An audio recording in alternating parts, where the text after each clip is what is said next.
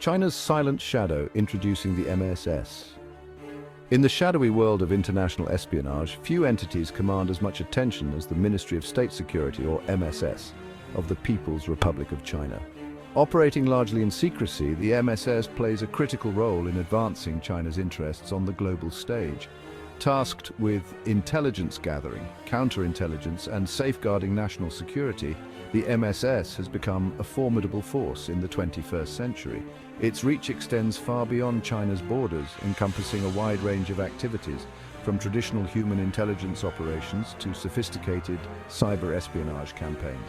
The MSS has been implicated in numerous high-profile incidents, including the theft of sensitive government and corporate data, as well as attempts to acquire advanced technology and intellectual property.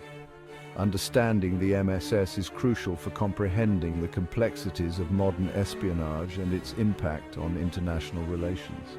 As China continues its rise as a global power, the activities of the MSS will undoubtedly remain a subject of intense scrutiny and concern. This essay delves into the world of the MSS, exploring its history, structure, and operations. We will examine its role in both traditional and cyber espionage, highlighting key incidents and their implications. Finally, we will consider the broader geopolitical context of the MSS's activities and their impact on China's global ambitions. From humble beginnings, the history and structure of the MSS. The roots of the MSS can be traced back to the tumultuous years following the Communist Revolution in China. In 1949, with the establishment of the People's Republic of China, the new government recognized the vital importance of intelligence gathering and security. This led to the creation of the first iteration of the MSS, tasked with safeguarding the nascent regime from internal and external threats. Over the decades, the MSS underwent several transformations, reflecting the evolving security landscape and priorities of the Chinese Communist Party. Its structure evolved into a complex web of departments and bureaus, each specializing in different aspects of intelligence and security. The MSS is believed to have a hierarchical structure with its headquarters in Beijing and regional branches throughout China. Despite its secretive nature, the MSS is believed to be organized into several key departments. These include departments focused on foreign intelligence, counterintelligence, domestic security, cyber espionage, and technological espionage. Each department plays a crucial role in fulfilling the MSS's overarching mission of safeguarding China's interests at home and abroad. The MSS's growth and evolution mirror China's own transformation from an isolated nation to a global superpower. As China's global interests have expanded, so too have the responsibilities and reach of the MSS. Today, the MSS operates on a global scale with its agents and assets active in countries around the world. A global network, the reach of MSS espionage. The MSS's espionage activities are not confined to China's immediate neighborhood. Its reach extends to every corner of the globe, targeting governments, businesses, and individuals deemed to possess information or technology of value to China. The MSS's global network of operatives employs a variety of methods to gather intelligence, from traditional human intelligence operations to sophisticated cyber attacks. One of the key objectives of the MSS's global espionage efforts is to acquire advanced technology and intellectual property. China's rapid economic growth has been fueled in part by its ability to acquire foreign technology, often through illicit means. The MSS plays a central role in this effort, targeting foreign companies, universities, and research institutions.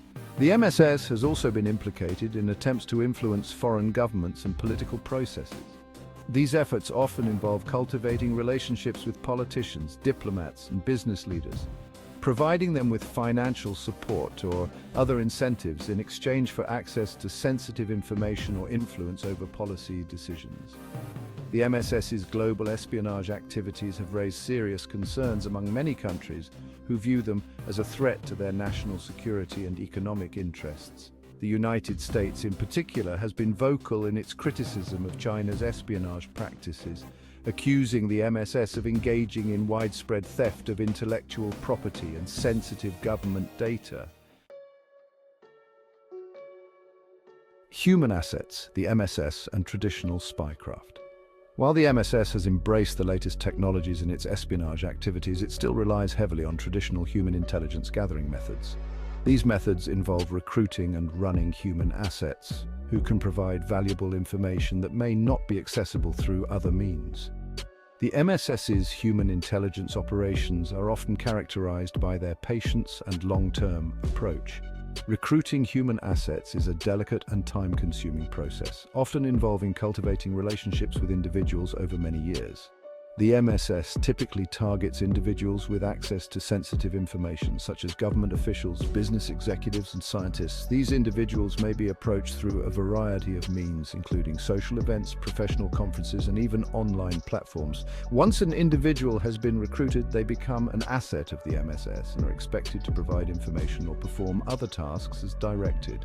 The MSS may use a variety of methods to motivate its assets, including financial incentives, threats, or blackmail. The handling of human assets is a complex and risky endeavor, requiring careful planning, execution, and constant monitoring. The MSS's reliance on human intelligence underscores the continued importance of traditional espionage methods in the digital age. While technology has revolutionized many aspects of intelligence gathering, human assets remain invaluable sources of information, particularly when it comes to understanding the intentions and motivations of foreign governments and individuals.